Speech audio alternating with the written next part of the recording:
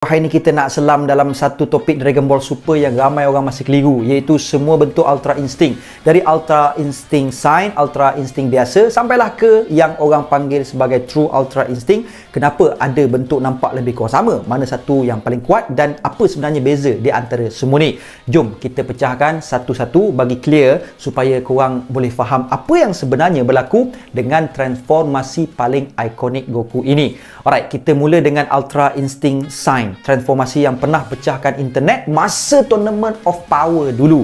Ada orang panggil Omen, tapi nama rasmi dia memang Ultra Instinct Sign. Ini adalah tahap permulaan, tahap yang belum lengkap. Inilah kali pertama Goku sentuh teknik dewa ini dan semua orang time tu terus terkejut. Bukan saja sebab rupa dia, tapi cara ianya berfungsi. Apa yang buat Ultra Instinct Sign istimewa ialah Goku asingkan minda dia daripada pergerakan badan. Badan dia bergerak sendiri bila ada ancaman tanpa perlu fikir apa-apa. Ini bagi dia refleks gila laju, kelajuan yang tak masuk akal dan pertahanan yang hampir mustahil nak ditembusi. Tapi benda penting, ia tak lengkap. Ultra Instinct sepatutnya bagi kuasa pertahanan dan serangan secara automatik, tapi Sign hanya bagi pertahanan sahaja. Sebab itu ia cuma jadi langkah permulaan, bukan bentuk akhir. Sekarang kita masuk ke Ultra Instinct lengkap. Ramai orang panggil Mastered Ultra Instinct atau Perfected Ultra Instinct, tapi nama betul dia cuma Ultra Instinct. Inilah bentuk penuh yang rambut perak tu. Di tahap ini, badan dan minda Goku selari sepenuhnya. Tak macam Sign. Bentuk ni bagi kedua-dua serangan dan pertahanan secara spontan.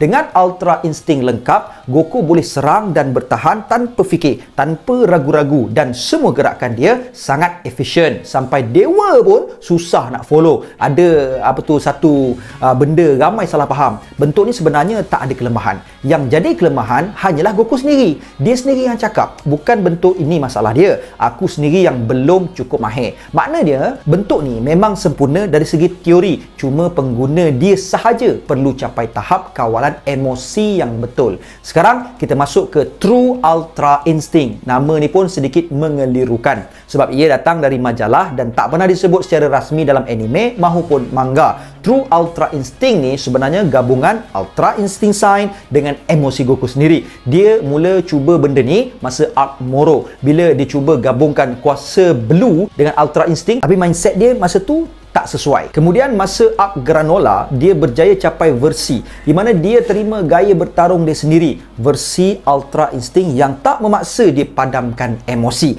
Ini versi Goku yang unik sebab ia adalah cara Goku sendiri menggunakan Ultra Instinct. Tak ada orang lain boleh gunakan cara ini. Secara teknikal, ia masih Ultra Instinct Sign, cuma dipertingkatkan melalui ketenangan emosi, bukan pemisahan emosi. Dan satu lagi, ada juga peminat yang panggil avatar tenaga besar dia tu sebagai Susanoo. Tapi itu lebih kepada teknik, bukan bentuk baru. Sekarang kita betulkan satu salah faham paling besar. Adakah True Ultra Instinct lebih kuat daripada Ultra Instinct lengkap? Jawapannya, tidak. Apa yang berlaku masa Arc Granola buat ramai orang salah faham. Memang bentuk Goku kalah kepada Gas masa dia guna Ultra Instinct rambut perak tu kan. Lepas tu nampak macam dia lebih kuat bila guna True Ultra Instinct. Tapi beza tu bukan datang daripada bentuk. Beza tu datang daripada kawalan emosi Goku sendiri. Masa dia guna Ultra Instinct rambut silver, emosi dia tengah kacau. Jadi bentuk tu jadi lemah. Tapi bila dia guna True Ultra Instinct, dia bertarung lebih natural sebab dia terima emosi dia. Itu sahaja. Hakikatnya, Ultra Instinct lengkap tetap transformasi paling kuat Goku bila digunakan dengan betul. Malah Goku sendiri mengaku bentuk itu adalah puncak dia. Jadi apa yang seterusnya untuk Ultra Instinct ni?